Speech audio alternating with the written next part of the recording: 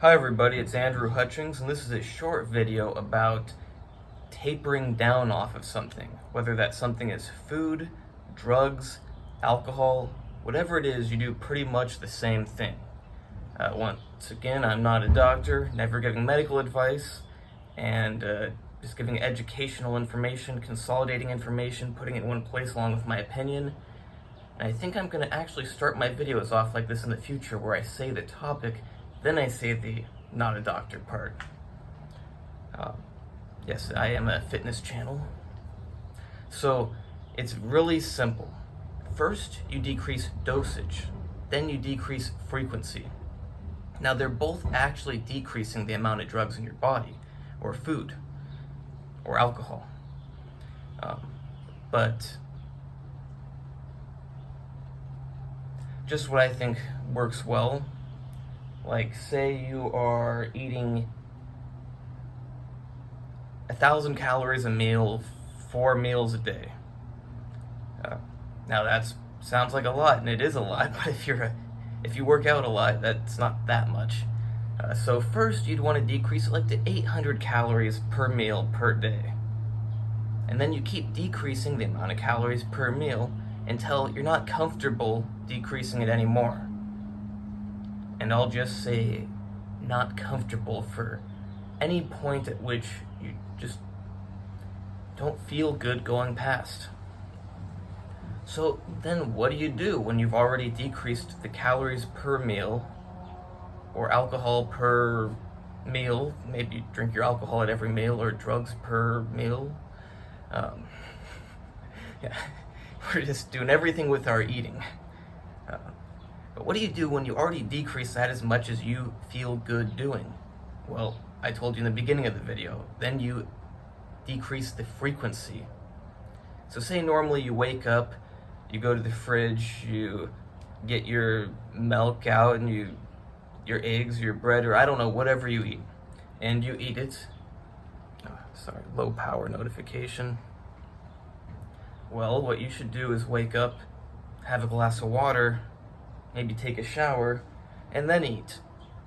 And then after you've gotten used to doing that, you push it back even further. You wake up, drink a glass of water, go in the shower, take a walk around the neighborhood, then eat. And then you push it back even further. Maybe you just completely start your day. You do all that, because that's a good way to start your day.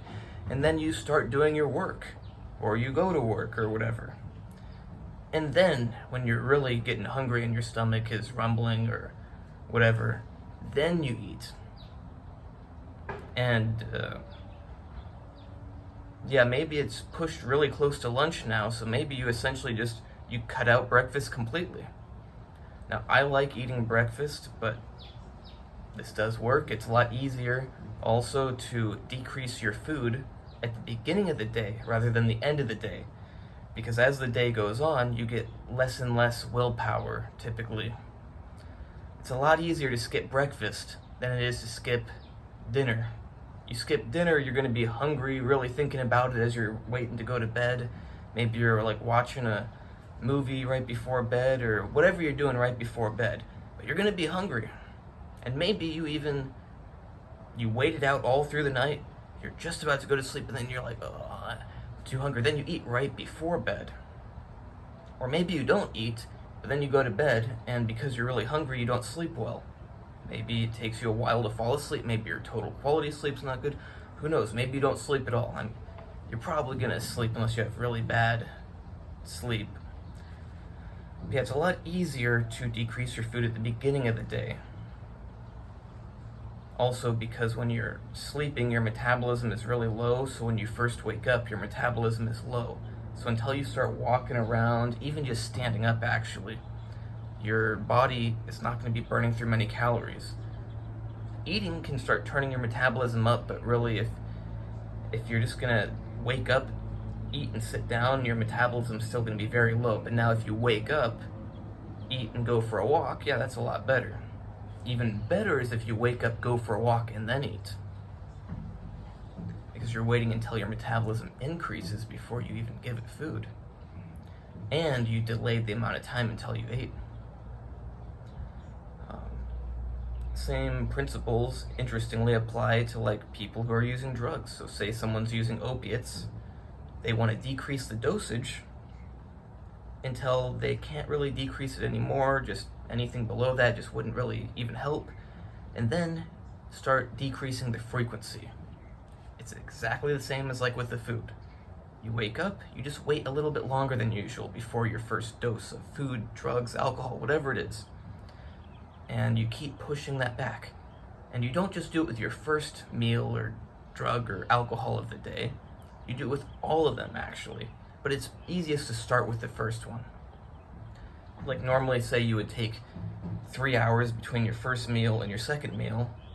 Well, if you keep pushing back your first meal, maybe you need to start pushing back your second one too, because you don't want to, I mean, it doesn't matter as long as you're pushing back your first one and you're still doing good, but at a certain point, you do want to start pushing back your second one, which should push back your third one.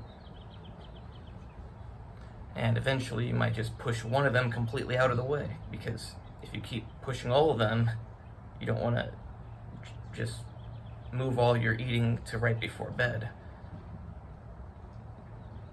Same thing with drugs. You don't want to just push all your drugs to the end of the day.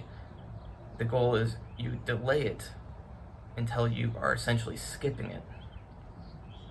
So you push your breakfast or your first drug or your first alcohol later and later in the day until it's basically the same time as your second one. So then you just do without the first one completely. And then you do the same thing with that second one. You keep pushing that second one until it matches up with your third one. And then it's like, wait, just get rid of that second one and have the third one. And before you know it, you'll only be eating right at the end of the day, or drinking at the end of the day, or drugs at the end of the day. And then soon after that, it's like, hey, I don't even need to have it at the end of the day, just go to sleep. I mean, I think you should still eat. If you're using drugs, you should get completely off, but eating, you should probably keep doing. Unless you are really trying to lose a lot of weight, or you're just fasting. I mean, that can be healthy, give your body a time to clean out all the junk. So yeah, if you're always putting food in yourself, you're always putting more. Food has good stuff, but it also has bad stuff, so you're putting bad stuff into yourself. And you're activating anabolic pathways, which is good for muscle building, but sometimes you don't want your cells to all be anabolic. You want them to actually be killed off. Because you don't want subpar cells going on and living. You want only the best ones to stay. So yeah, decrease dosage, then decrease frequency. Works for a lot of things. I hope you like this video. Check out my other videos. Click on my icon, because I have so many videos that if you just scroll on the side, you can't see them all. I've got like 160 videos. I'm really proud of that. And now a few of them have overlapping information, but I really mean a few. I mean a little more than a few, probably like 5. But I mean, out of 160, that's pretty good. I mean, maybe there's 10 with some overlapping information, but not that many. And they're about fitness, health, drugs, relationship advice. I made some on that. I just uploaded some random ones that I'm probably going to delete, just as an experiment to see how many views they'd get. And you can hire me for training advice. You can hire me for diet advice. I like to call that what you stick in your mouth advice. Supplement advice.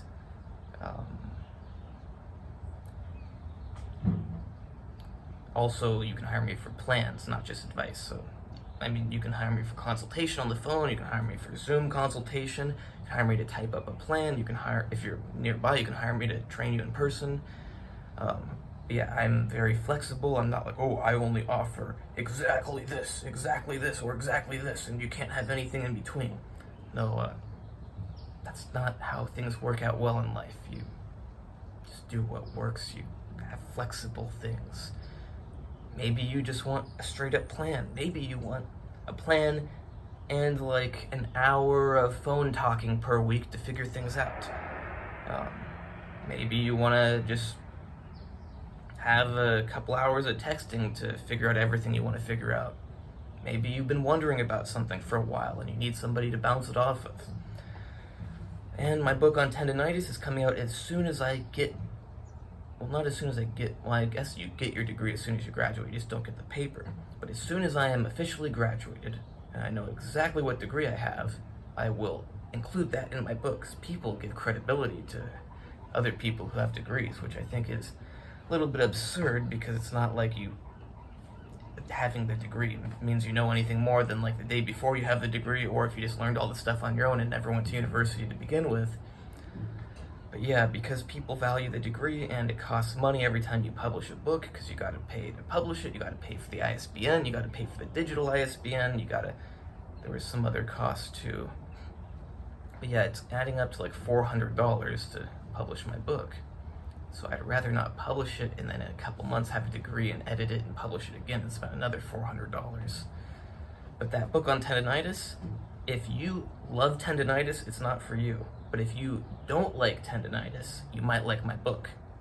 It's either or. You either like tendinitis or you like my book. And if you like wasting money, you don't like my book. They're mutually exclusive also. If you like wasting time, you won't like my book. But if you like my book, you don't like wasting time, because they're mutually exclusive. Now, if you don't like tendinitis, you don't like wasting money, and you don't like wasting time, and you don't like wasting your life, then you'll really like my book on tendinitis, because it allows you to get the most out of all those things. You only get one life. Don't let another day go by where you're wasting it in pain, spending your time going to doctors and paying money that you don't need to pay, and not doing the things you like. You should spend every day doing what you like, enjoying life to the fullest, pain-free, and saving your money and time, because if you don't save your money and time, then you have to spend more of your life making money, which means you have even less time, and you have even less time to spend it doing things you like. So save your time, save your money, and enjoy your life by getting my book on tendinitis. I mean, unless you don't have tendinitis, then just get it if you like reading interesting, intelligent things. But if you have tendinitis and you don't like living in pain, wasting money, time, and a whole lot of other stuff, then, and you want to get back to doing the things you like without your tendinitis, then get the tendinitis book. Oh yeah, I almost forgot. I still should do the blood pressure supplement or medication or whatever it would end up being, but I forgot about it actually, because I like to do one thing at a time, because if you try to do lots of things at a time, you might just not finish any of them. Just try to finish one thing, then move on to the next. Finish that, move on to the next. So when my book on tendinitis is done. But yeah, I've got other stuff going on, so maybe when I graduate my university, I will do the blood pressure supplement or medication. Hope you like this video. Please like and subscribe and comment. It doesn't cost you anything. I mean, you could go to a university to learn this stuff, you could take a course to learn this stuff, but I give it to you for free. So just help me out and click like and subscribe, even though it probably won't help me out because I'll never have 1 million followers, but you can help me try to get to that.